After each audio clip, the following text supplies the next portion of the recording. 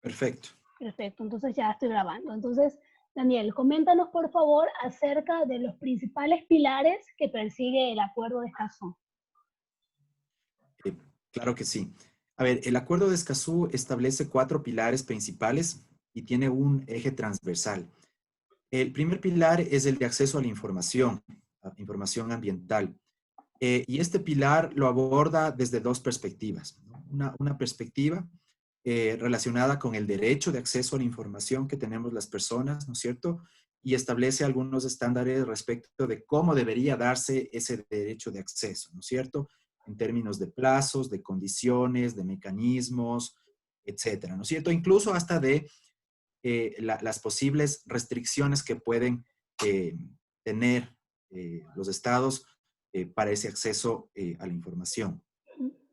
Por otro lado, tenemos un enfoque ya desde la perspectiva de la transparencia activa, es decir, cómo los estados deberían generar información, sistematizar esa información y ponerla a disposición del público, ¿no es cierto? Entonces, eso va a implicar una serie de esfuerzos institucionales para que se pueda gestionar de manera adecuada la información, ¿no es cierto? Para que se puedan generar reportes sobre el estado del medio ambiente, que por ejemplo el Ecuador no lo hace y no lo ha contemplado en su legislación, ni siquiera en el Código Orgánico del Ambiente. Pues eso va a implicar un reto importante también en términos de la gestión institucional de la autoridad ambiental, pero también de la coordinación que tiene que darse con los esfuerzos de los otros niveles de gobierno, ¿no es cierto? Y de las otras funciones del Estado, ¿no es cierto? Porque recordemos que la información ambiental no solo se la genera en el Ministerio del Ambiente o en los gobiernos locales que hayan asumido competencias ambientales, sino que pueden estar dispersas en distintos otros ámbitos de la gestión pública, ¿no es cierto? Por ejemplo, en lo relacionado con el Ministerio de Energía y Recursos Naturales No Renovables, el Ministerio de Agricultura, el Consejo Nacional de Competencias, etcétera, ¿no es cierto? Incluso la misma Asamblea Nacional, ¿no es cierto? En cuanto a las normas que tienen relación con lo ambiental o alguna implicancia en lo ambiental, que también debería ser parte de este proceso de transparencia de información, ¿cierto? Entonces, aborda estos 2 ejes, ¿no? Luego tenemos el pilar de participación ciudadana, que igualmente establece algunos estándares sobre cómo debería, primero, concebirse a la participación, ¿no es cierto? Ya desde una perspectiva mucho más amplia en términos de la toma de decisiones en cualquier proceso que tenga implicancia con el ambiente. En el caso, por ejemplo, del Ecuador, tenemos espacios de participación que están supeditados en lo ambiental, por ejemplo, a los estudios de impacto ambiental, ¿cierto? Para obras y actividades. Pero ¿qué pasa con otro tipo de espacios en los que se toman decisiones? No es un requerimiento para nuestra normativa secundaria. Todo el tema de planes, de políticas, de legislación. La legislación solo te implica, te obliga a hacer un proceso de consulta prelegislativa si afecta a derechos colectivos. Pero si no afecta a derechos colectivos, no es necesario tener un proceso de participación. Pero también establece algunos estándares de información mínima que tiene que ponerse a disposición de la ciudadanía en los procesos de participación. Para que una participación pueda ser efectiva, tiene que ser informada. Entonces, eso implica dar a conocer la información mínima como oportunidad en un lenguaje que sea comprensible para las personas. Si estamos hablando de un estudio de impacto ambiental, la gran mayoría de ecuatorianos no podríamos comprender los términos técnicos o tendríamos la capacidad de revisar el volumen de información que implica un estudio de impacto ambiental. Entonces, ¿cómo trasladamos esa información en un formato y en un lenguaje que sea accesible para todas las personas? ¿Cierto? Entonces, de alguna manera, como que nos plantea también algunos retos. Por otro lado, viene ya el pilar de acceso a la justicia. Quizá en ese sentido, desde el Ecuador tenemos ya muchos más avances. Tenemos sí unos retos, sobre todo para el fortalecimiento de capacidades y que los jueces tengan de manera efectiva la posibilidad de tomar esas decisiones en los casos de afectación, de daño ambiental. Pero ese es un tema, digamos, independiente, ¿no es cierto?, de el enfoque que ya te voy a comentar más adelante. Y luego tenemos un pilar está relacionado con los defensores de derechos humanos ambientales y que plantea unos estándares relacionados tanto con la eh, promoción de un espacio cívico habilitante para que tanto personas como organizaciones que defienden al ambiente puedan hacer su trabajo de manera segura, sin riesgos, ¿no es cierto? Pero en caso de que puedan estar vulnerables a un riesgo, que tengan también mecanismos de protección, de prevención, eh, que no ponga en riesgo su seguridad y su vida incluso, ¿no?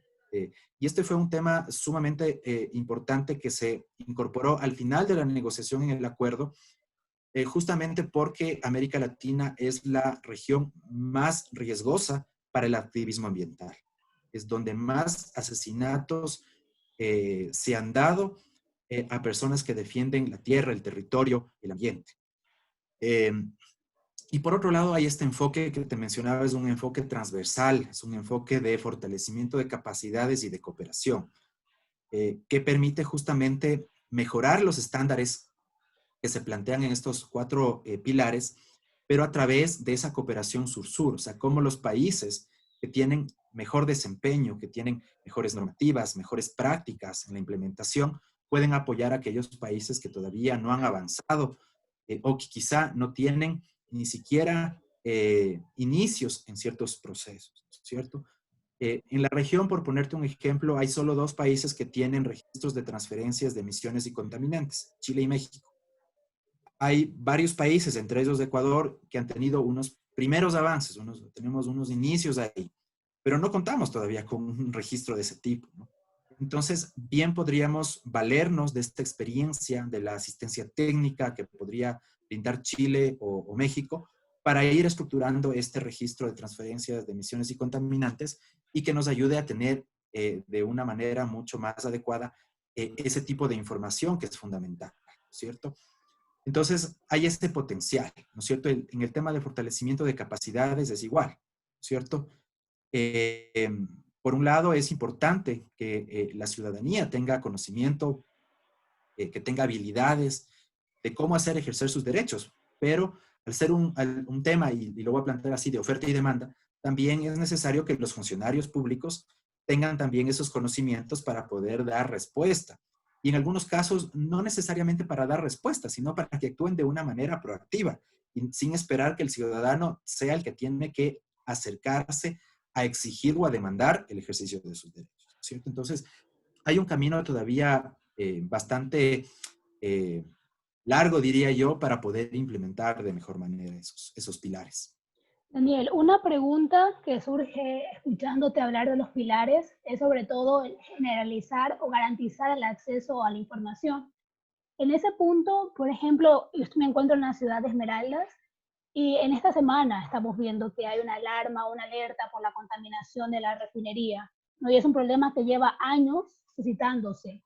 De ser cierto que el acuerdo ya entra en vigencia en el Ecuador, ¿cuáles serían los pasos a seguir para que, bueno, las personas en Esmeraldas o en la ciudad como tal, pues hay algún tipo de acción al respecto sobre esta contaminación que es presente en la ciudad? Sí, uno de los temas que justamente el acuerdo rescata los artículos relacionados con información es la importancia de vincular eh, la salud ambiental, por decirlo de alguna manera, con la salud de las personas. O sea, cualquier tipo de situación que pueda poner en riesgo también la salud de las personas debe ser también parte de los procesos al amparo del acuerdo, ¿no es cierto? Si bien el acuerdo de Escazú también plantea una implementación progresiva de sus estándares, esto significa que si un país ratificó el acuerdo, no tiene que de la noche a la mañana dar cumplimiento a todas las disposiciones que plantea el acuerdo, porque simplemente no tiene esas capacidades, ¿cierto? Entonces, ahí entra justamente lo que te mencionaba de fortalecimiento de capacidades y de cooperación para ir implementando de manera progresiva. Pero por otro lado, también nosotros tenemos ya una normativa, ¿cierto? Tenemos una ley de acceso, de transparencia y acceso a la información pública que establece algunos mecanismos. Uno de esos mecanismos es, por ejemplo, las solicitudes de información, ¿cierto? Entonces, como ciudadanos, tenemos ese derecho de presentar a la entidad que esté generando, en este caso, la contaminación, la fuente de contaminación, que nos informe sobre lo que está pasando, ¿cierto? Que tengamos respuesta, ese es otro, ese es otro tema, ¿no es cierto? Pero por lo menos tenemos este mecanismo. Ahora, lo que el acuerdo busca es justamente cambiar esa lógica en la que nosotros no tengamos que estar solicitando la información ante una emergencia como esta, sino que sean las instituciones las que difundan de manera proactiva la información, ¿cierto? Por poner un símil con la situación que estamos atravesando del COVID-19, ¿cierto?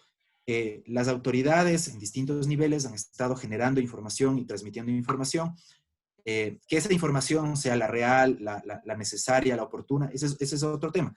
Pero por lo menos ha habido este esfuerzo de poner a disposición de la ciudadanía información ante una emergencia sanitaria, ¿cierto?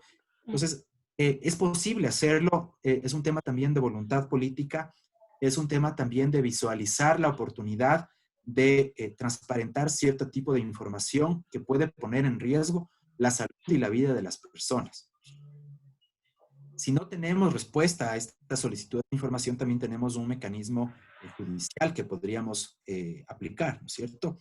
Las acciones de acceso a la información pública. Obviamente eso ya demanda un esfuerzo adicional que las personas o los colectivos tendrían que hacer, porque ya tienes que acudir a la justicia, ¿no es cierto? Y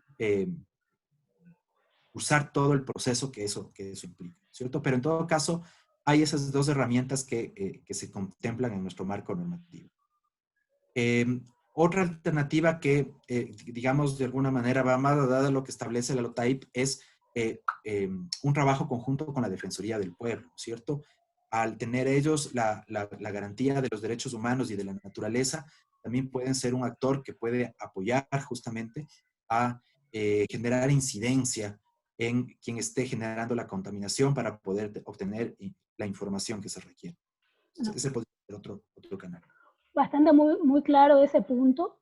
Ahora quisiera hablar un poco sobre la parte de cómo se defiende a los defensores no ambientales. En ese punto, ¿tú tienes algún ejemplo que pudieras compartir sobre algún atentado de alguna persona que haya defendido pues, algún proyecto o alguna afectación al medio ambiente? A ver, de los casos que se han evidenciado a nivel regional en distintos informes, no hay una evidencia explícita que relacione directamente un asesinato con un caso en particular.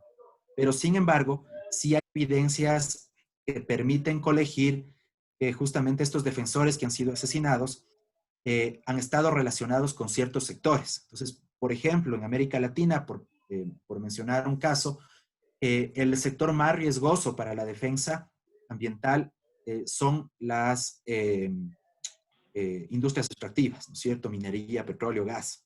Entonces, quienes han estado involucrados en acciones en contra de este tipo de empresas, ¿no es cierto? Y que han sido asesinados, entonces tú puedes colegir que por ahí vino la agresión, ¿no es cierto? Pero no hay una evidencia. En el caso del Ecuador, por ejemplo, no tenemos un registro, al menos desde la Defensoría del Pueblo no tienen un registro que evidencie justamente ese tipo de agresiones y asesinatos. Los registros que tiene la Defensoría, entiendo que al momento no son públicos por un tema de protección de datos personales, pero están sirviendo de base para la construcción de una política nacional de prevención y protección de defensores de derechos humanos de la naturaleza. Entonces, este es un proceso que está en marcha, ¿cierto? Está en marcha y que de alguna manera está recogiendo también el espíritu del Acuerdo de Escazú.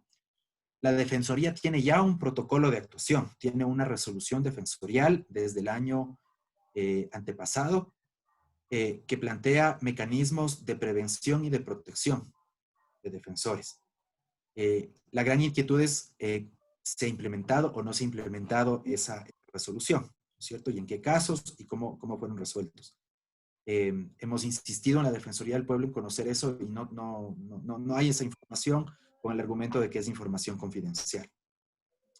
Pero es entendible que la información de las personas sea confidencial, pero los casos y los procesos podrían publicitarse, al menos desde un sentido estadístico, para saber cuántos casos han hecho uso de esa resolución, de esos mecanismos, qué tipo de mecanismos, etcétera. O por último, saber si se ha implementado o no se ha implementado la resolución, ¿cierto? Pero en todo caso, esperamos que ya con esta política integral que va más allá de la Defensoría del Pueblo, sino que involucra a otras instancias como la Defensoría Pública, el Consejo de la Judicatura, la Secretaría de Derechos Humanos, Fiscalía, etcétera, se pueda ya consolidar una política de Estado que permita, por un lado, promocionar un espacio habilitante para el ejercicio de la defensa de los derechos humanos y ambientales, pero por otro lado también mecanismos de prevención y de protección en caso de riesgos o amenazas a la vida de los defensores, ¿no? Pero seguramente eso es algo que todavía va a tomar un tiempo adicional. Una pregunta adicional, entonces, al respecto, este es un acuerdo, el acuerdo de Escazú, pues muy importante para Ecuador y para la región en general. Pero me he encontrado con información de que no todos los países han ratificado este acuerdo. ¿Por qué crees que se deba esto si el acuerdo es tan importante en la protección, pues, de los derechos ambientales y de los defensores también? ¿Por qué no han ratificado el acuerdo? Bueno, yo creo que ahí hay un tema que es latente y que eso se evidenció también en las negociaciones del acuerdo y es un poco cómo logras compatibilizar el crecimiento económico con la protección ambiental. Entonces, se está mirando desde algunos sectores, sobre todo los productivos, que cualquier iniciativa que busca proteger el ambiente está atentando justamente a ese derecho de desarrollo, ¿no es cierto? Y ese es un poco el argumento que se está utilizando en Paraguay, en Colombia, en Perú, que son los países que se han negado a la ratificación y que han generado unos espacios de discusión eh, que, por un lado, han buscado como minimizar la importancia del acuerdo en el sentido de que ya los marcos normativos de cada uno de estos países contemplan estas disposiciones y que no hace falta un instrumento adicional, pero por otro lado también dan cuenta de la incomprensión que hay desde estos sectores de lo que plantea el acuerdo, ¿cierto? Y de cómo el acuerdo podría, por otro lado, más bien facilitar los procesos productivos desde una perspectiva en que si las cosas se hacen de una manera adecuada, de manera transparente, tomando en consideración los espacios de participación, de consulta que se requiere, pues no se van a generar conflictos, ¿no es cierto? Entonces, ese es otro de los potenciales que tiene el acuerdo, ¿no es cierto? Cómo la implementación del acuerdo podría justamente minimizar o mitigar los niveles de conflictividad socioambiental que están asociados justamente a los procesos productivos por el uso de los recursos naturales o por procesos productivos que tienen un impacto directo en ecosistemas y en los recursos naturales. Ese ha sido un poquito como la dinámica, la tónica de la discusión, porque si tú miras los argumentos de Paraguay, Colombia y Perú, son exactamente los mismos, ¿cierto? Hay un tema de soberanía, hay un tema de eh, afectación a los procesos productivos, que no tienen sustento. O sea, no tienen un sustento claro, no tienen un sustento técnico, y que de alguna manera el acuerdo lo que busca es, en esta lógica de contribuir al desarrollo sostenible, es también generar estos espacios de diálogo, de información, de participación, en la cuales los distintos sectores se puedan poner también de acuerdo y en entendimiento de lo que esto va a implicar. Y como te mencionaba también hace un momento, en esta lógica de la implementación progresiva, se pueden a nivel nacional identificar cuáles pueden ser los mejores mecanismos que se podrían incorporar. Esto por un lado. Por otro lado, también lo positivo es que de alguna manera ya se cuenta con los 11 países para que pueda entrar en vigor. Estamos únicamente a la espera de que tanto México como Argentina hagan los depósitos de su instrumento de ratificación para que eso ya pueda viabilizar el inicio del proceso de entrada en vigor del acuerdo. Pero en todo caso ya se cuenta con estos 11 países que era el número mínimo que se requería. Estos dos países ya han avanzado en sus procesos de ratificación legislativa, incluso en los ejecutivos cuando es necesario. Entonces, solo falta este mero trámite para poder ya empezar a dinamizar. Entonces, lo más seguro es que en el transcurso de este año ya se ponga en marcha el acuerdo con los distintos arreglos institucionales que se prevén. Correcto. ¿Cuáles entonces serían los siguientes pasos para la ciudadanía, ¿no? ¿Qué les dirías tú a ellos que que tienes tanto conocimiento sobre este acuerdo? ¿Qué les recomendarías a las personas que pueden escuchar este video, que tal vez quieran información sobre qué debemos hacer como ciudadanos para poder acceder a más información, involucrarnos en temas que afectan a nuestro entorno? ¿Cuál es nuestra parte? Creo que lo primero ahí es informarnos, ¿cierto? Eh, por un lado, conocer ya desde de la perspectiva específica del Acuerdo de Escazú, conocer qué implica el acuerdo, o sea, conocer sus disposiciones, sus contenidos, ¿no es cierto?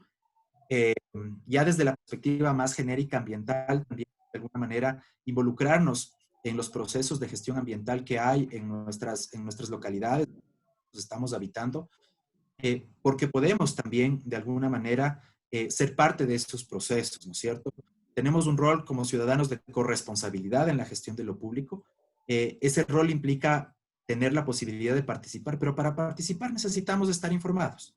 Necesitamos tener unas bases mínimas que nos permitan comprender qué es lo que está sucediendo, que nos permitan procesar esa información y poder llevar esa información también a la acción ya en los espacios de participación.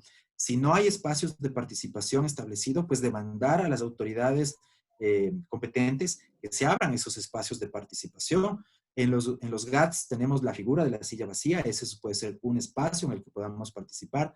Hay muchos consejos consultivos que se han abierto. Hay una serie de espacios y mecanismos institucionales que podemos nosotros como ciudadanos participar, y si no se están abriendo, exigir ese uso. A nivel regional también hay un mecanismo que es el mecanismo público del acuerdo regional. Este es un mecanismo en el cual las personas pueden registrarse a través de la página web de la Secretaría del Acuerdo, que está en la CEPAL. Básicamente esto implica llenar unos datos básicos de nosotros, nuestro correo electrónico, y de esa manera vamos a poder estar informados de todo lo que está pasando a nivel del proceso en la región, ¿no es cierto? Entonces, mirar estos dos niveles, ¿no? Hay un proceso a nivel regional, pero también hay procesos que están ya desarrollándose a nivel nacional. En el caso del Ecuador, en el marco del Plan de Acción de Gobierno Abierto, se está trabajando la implementación del Acuerdo de Escazú. Entonces, dentro de este espacio, se van a generar, y bueno, se están generando y se van a generar más espacios con una lógica de coproducción, en la cual lo que nosotros esperamos es que los ciudadanos, las organizaciones puedan involucrarse, ¿no? Entonces, es un proceso de construcción conjunta entre el Estado y todo el ámbito no gubernamental, ¿no es cierto? O sea, ciudadanía, organizaciones sociales, la academia, los gremios productivos, las empresas, etcétera. Todos los actores que no se han estado también tienen que ser parte de estos procesos, ¿no?